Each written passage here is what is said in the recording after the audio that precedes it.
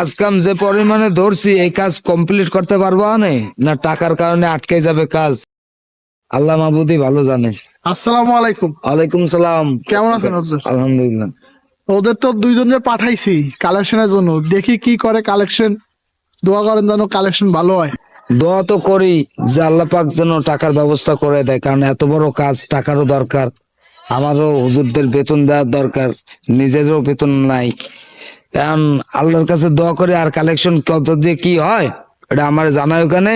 আর আমি এক হুজুরের দ্বারে যাব, তার সাথে যাই আমি কিছু কালেকশন করে নিয়ে আসবো আচ্ছা হুজুর, তাহলে আপনার কোন জায়গায় যাবেন কালেকশনে সেখানে যান, কালেকশন দিয়ে আসেন।